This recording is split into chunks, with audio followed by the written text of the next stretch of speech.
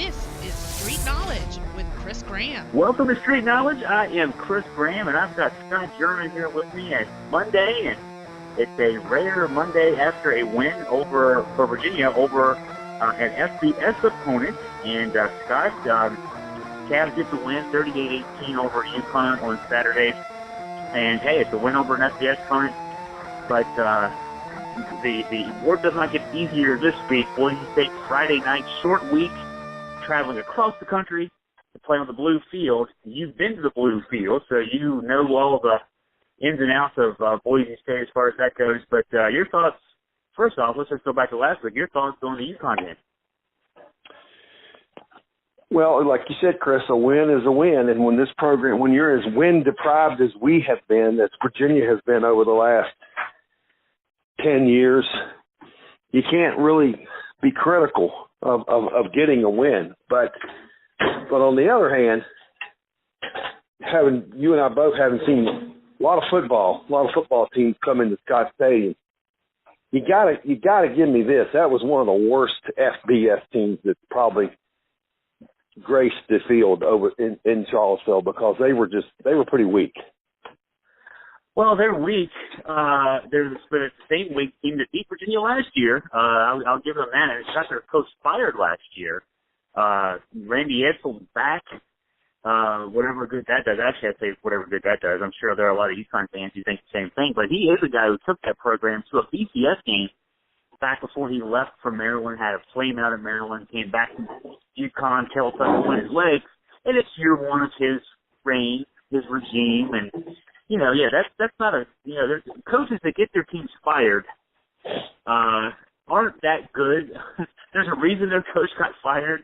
Bob Diaco, after only 3 seasons too. I mean, that tells you UConn pulled the trigger real quick to get rid of him. They didn't, the athletics department didn't like what they were seeing out of what Diaco was doing to build that program, and just cut it off in the middle. So yeah, not a great team, but hey, that said, win's a win. And it wasn't just I guess in my view, not a, you didn't struggle to beat a bad team. You got up early on this bad team and you put your foot on their neck. And that's, that's the credit to a team a Virginia team that doesn't have a lot of success winning. They don't have a lot of memory of how to win a football game. And they went out there and, kind of did what they need to do to win that game. They did. And again, the score was deceiving. It was a 20-point game that was more like a 40-point win. Mm-hmm. So it wasn't. It certainly wasn't a case where Virginia pulled away late. They pulled away early and never looked back, which is a plus, because that's a good sign. They came out, they attacked early. They pretty much put the game away at halftime.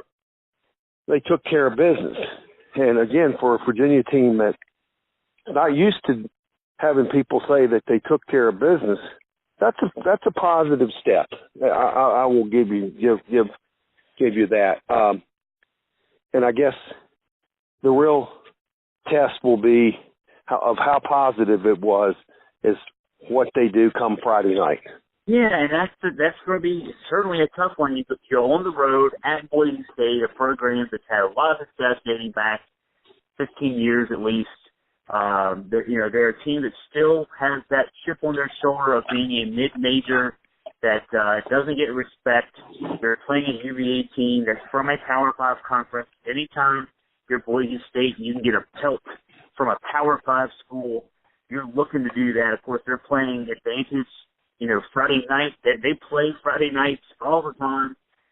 They're playing out there. Virginia's got to fly across the country in a short week. Boise actually played Thursday night last week. They have an extra day to prepare for this game. UVA has one less day to prepare for this game and travel across the country. So, yeah, there's a lot stacked up there against Virginia. But I guess at least you're flying across the country with some positive thoughts and not negativity. After that Indiana game, boy, I didn't think things could get lower. And Virginia, give them credit, they turned around and came out and played well against UConn. But, yeah, this Boise State team, win over Washington State a couple weeks ago.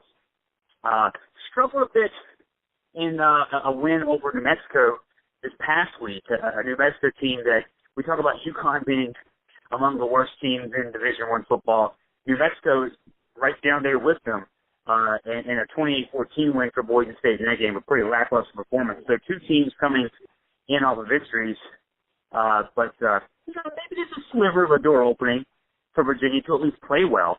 I'm not suggesting Virginia wins this game at all, but at least a chance to maybe go out there and look decent on national TV as opposed to the last time we saw Virginia play Boise State. Scott, you and I were there for that one. That was among the low points of a bipolar era. Well, I don't know how it could get much lower when you fall behind in the game after 6 seconds of play. Yeah. That would be, in football, think about it, that would be awful hard to top that, would it not? And you received the opening kickoff before that, so it's your mistake that leads to that happening. Yeah, that was abysmal. So to just give you a little facts or a little trivia about Boise, I have been to Boise. It's an absolutely spectacular city.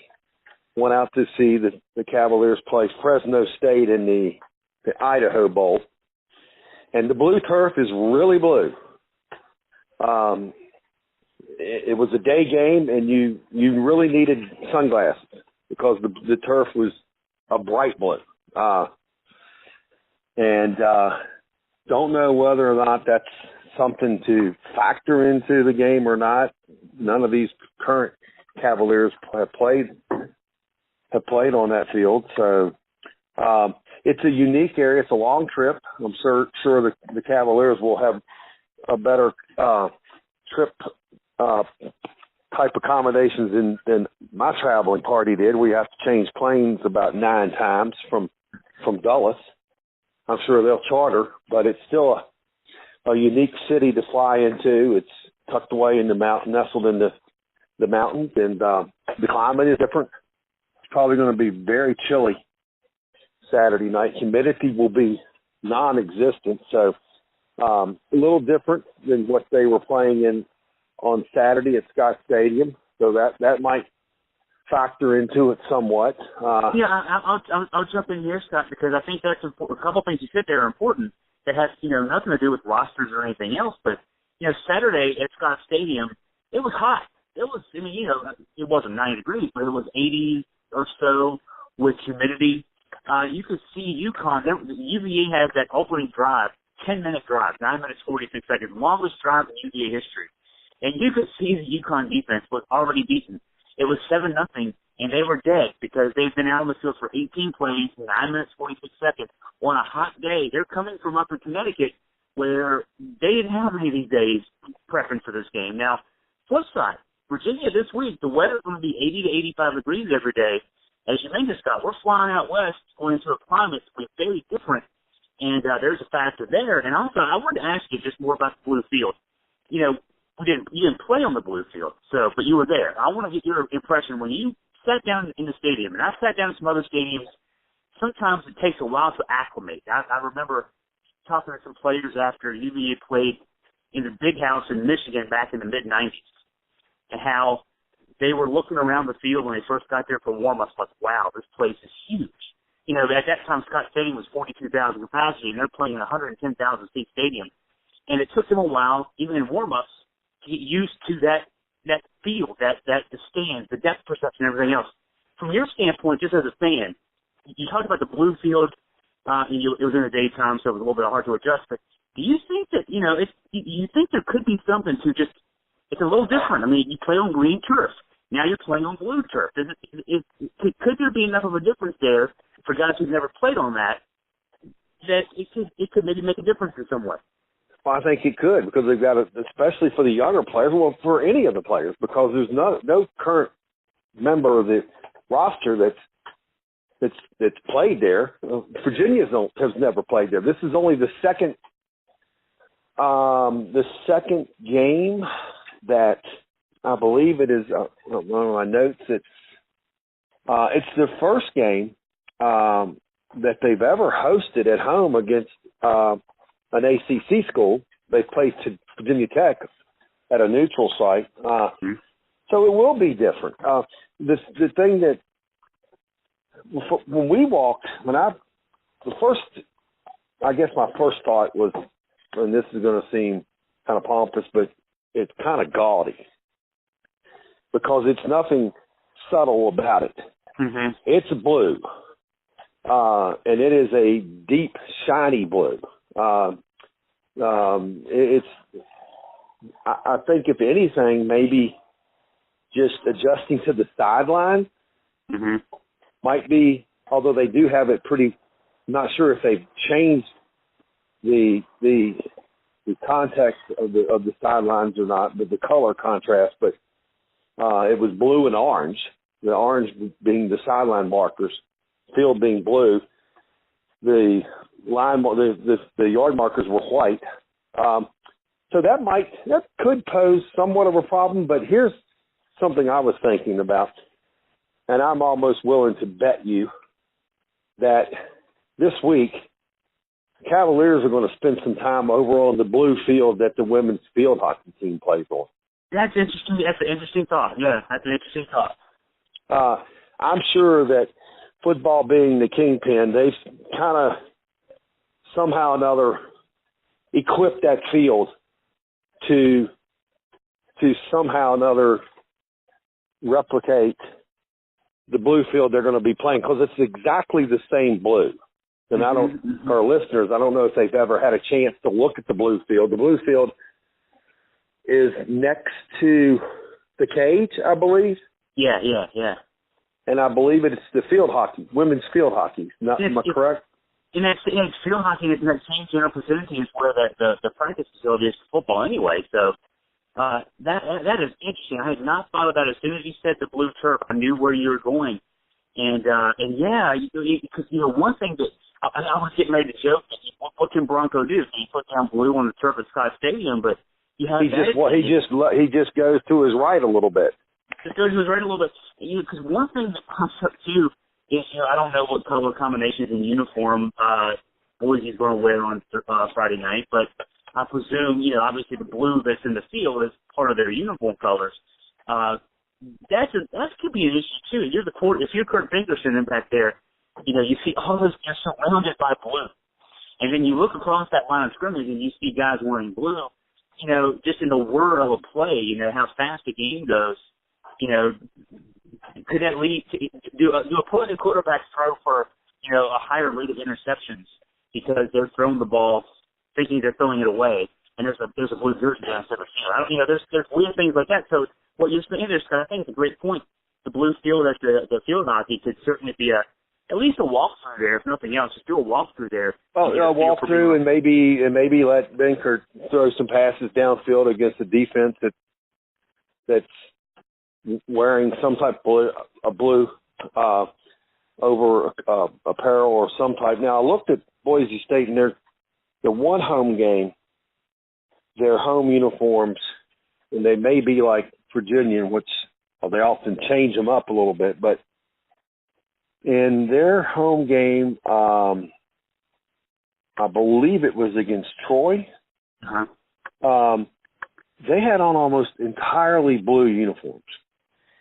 They blend in with the field. The field is blue, of course. The yard markers are white, and the sidelines were orange on one side, white on the other, and the uniforms were predominantly all blue. White lettering that said Boise State, white numbers trimmed in orange. So that I'm certain is, Benkert's looking to throw downfield, and I'm sure the Cavaliers will probably be in predominantly white uniforms. Maybe a defender could blend in with the field a little bit. So thus the importance of maybe getting some plays over at the blue field that the field hockey team plays on, and just kind of getting a feel for what it's like when those defenders are kind of blending right into the field itself. Yeah, because I think a night game. It's a 7:30 start our time, 7:40ish, I'm sure, kickoff time after the TV talkers do their job. But that's 4:40 that time, so it's not a night game in that sense. So you're still going to have the issue that you dealt with, Scott, and for at least a couple hours. I'm not sure what time sunset in Boise. I can look that up and maybe write about that later this week. But What was that? The game time? Yeah, the game time there will be a 4. I presume they're in the Pacific time zone. No, I'm on the notes that I saw there. The game against Virginia is at 6 p.m. No, they're in the Mountain Time zone. So 6 o'clock still at least. Maybe the entire first half or most of the first half is probably in daylight, twilight. But still some daylight out there. So the issues you dealt with as a fan when you were dealing with the blue field and the blue sky could be an issue for at least the first quarter, maybe part of the second quarter. So there's it's just that kind of stuff, and that's why they put the blue field down. The NCAA doesn't allow it anymore. They've grandfathered them in, but that's an advantage they've got. You got to do all this thinking in addition to the game planning to get ready for the game when you play them on the road. I think the field aside, it could be somewhat, but I believe that the fate of the Cavaliers is going to be squarely on the play on the field, obviously, and how Benkert comes back and the confidence that he maybe hopefully gained against UConn. But, you can't discount how difficult this game is going to be for Virginia, regardless of how they play, because Boise State comes in with a chip on their shoulder. They always will, because they believe, and they've earned that right to believe, because they've played very well against the so-called Power 5 schools. They've won 8 consecutive home games. They have a 24-game win streak against non-conference foes. And to show you to illustrate what I was speaking about, I was reading their news football information today about this game, and in the sports information department, they spend a tremendous amount of time telling you, the reader, about the success that Boise State has had against the Big Five, the Power 5 schools. They tell you about their 2-1 since 2016. They talk about what their record against Power 5 schools dating back to 2005. So they obviously want to have that play with that chip on the shoulder. They obviously do. So it's not that they're going to be, regardless of Virginia's record, how they perceive Virginia is as far as the quality of opponent. Virginia's going to have a target on their back, because not just because of Virginia, but because of the ACC and Virginia represents. Yeah, Virginia's in a conference with the defending national champion. So that's a chance for these Boise State kids who get recruited to do this too. The kids who go there to play now, Boise State gets a little bit more of a pick of the litter than they used to get, but I'm sure there's still part of the recruiting pitch is, hey, you got overlooked by X, Y, and Z. Come out here and play, go out and beat these big boys and prove yourself. And so Virginia definitely has a lot of uphill climb here as far as this week goes. Flying out west, a day less of preparation, the blue field, the chip on the shoulder of Boise State, and not to mention that Boise State has a pretty talented roster and a lot more success in recent years, certainly than UVA now. I guess one thing, if there's anything, BYU, former BYU coach Bronco Mendenhall, now in the second year at UVA, at least has some experience coaching against Boise State in that environment. He didn't play, and he won't play in this game, obviously being a coach, but at least he and his staff can relate maybe some of what it's going to be like for the game to their players going into this game. That could be at least a little bit of a help, I suppose. I'm certain, and considering that Bronco's surrounded by just about his entire staff that was with him at BYU, he's not going to have to spend a lot of time educating his assistants on what BYU is going to throw, or what Boise State is going to throw at Virginia. So, recapping, I guess, from last week, you talked about Kurt Benkert and what his turnaround from the week before. The Indiana game was a low point for Benkert. Last week breaks his own school passing record, 455 yards in the game for Virginia. I think even more key than Benkert, though, and of course, he's obviously he's a quarterback, but the offensive line last week, for the first time all season, really, maybe the first time in 10 years under Bronco Mendenhall, actually had a decent game. Only allowed one sack. Benkert really wasn't pressured that much outside of that one sack, maybe a couple other times. No official quarterback hurries for Connecticut's front seven. And Virginia's offensive line cleared the path for 5.5 yards per carry on the ground. Virginia ran for 171 yards, put up 626 yards of offense. I don't know the last time I even thought about Virginia putting up 600-plus yards of offense in the game. But the line was the key. And, just like it was weak in the first 2 weeks, it was strong last week in the win over UConn. And that's clearly, if Virginia's going to have a chance to win this game on Friday night, it's going to be with the offensive line continuing to play the way they did against UConn. Well, that offensive line was the key because Benkert had time. It looked like he had his confidence back, opened up some holes. He had such a phenomenal passing game that your illustration just a second ago about the running game, the rushing, I really hadn't even thought of that. But 175 yards, that's nothing to sneeze at on the ground. I mean, it's not what I think ultimately the program's going to need to be at to be successful, but it's certainly an improvement over what they had produced the first two games. That's right. So Friday night, 7:30. Now Scott and I will get together. We'll talk. We'll do more of a Boise State pregame a little bit later this week, Wednesday or Thursday this week. Kind of want to recap UConn, look ahead to Boise State, and so and of course Friday night we'll do a live vlog. We won't be at the game in Boise, but we'll do a live vlog from our home base here in Virginia. That'll go live at 7:30 Friday night, and of course we'll have all the postings. And imagine thereafter, I'm sure Scott and I will try to get together and do a podcast recapping the game Friday night as well. So this is just the start of our UVA-Boise State week here on Augusta Free Press, and I want to thank you for listening and tune in for more this week, and we'll try to get you ready for